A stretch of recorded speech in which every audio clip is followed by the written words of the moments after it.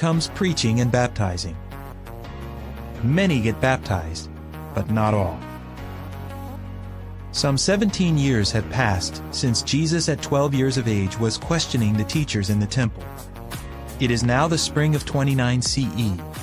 Many are talking about Jesus' relative John, who is preaching in all the country on the western side of the Jordan River. John is quite an impressive man, both in appearance and in speech. His clothing is made of camel's hair, and he wears a leather belt around his waist. He eats locusts, a type of grasshopper, and wild honey. What is his message? Repent, for the kingdom of the heavens has drawn near. Matthew 3:2. John's message excites those who have come out to hear him. Many realize their need to repent, that is, to change their attitude and ways, rejecting their past course of life as undesirable. Those who come to him are from Jerusalem and all Judea and all the country around the Jordan. Matthew 3:5. Many of those who come out to John do repent. He baptizes them, immersing them in the waters of the Jordan. Why?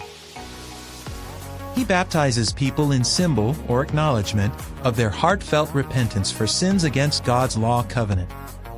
Not all qualify, though.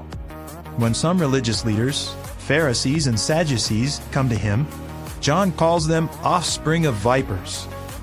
He says, "Produce fruit that befits repentance. Do not presume to say to yourselves, 'We have Abraham as our father.' For I say to you that God is able to raise up children for Abraham from these stones.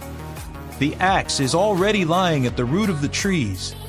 Every tree, then, that does not produce fine fruit is to be cut down and thrown into the fire." Matthew 3:7-10.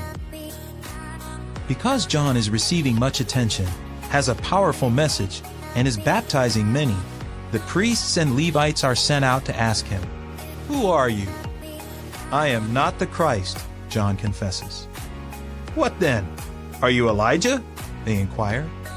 He answers, "I am not." "Are you the prophet?" they ask, meaning the great prophet whom Moses said would come. "No," John replies. They become insistent. "Who are you? Tell us, so that we may give an answer to those who sent us. What do you say about yourself?" John says, "I am a voice of someone crying out in the wilderness, 'Make the way of Jehovah straight,' just as Isaiah the prophet said." John 1:19-23. "Why then do you baptize?" they want to know, "if you are not the Christ or Elijah or the prophet?" He gives a meaningful answer. "I baptize in water. One is standing among you whom you do not know, the one coming behind me."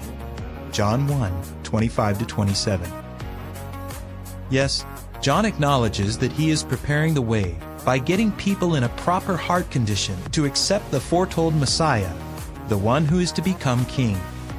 Of him, John says, "The one coming after me is stronger than I am, whose sandals I am not worthy to take off."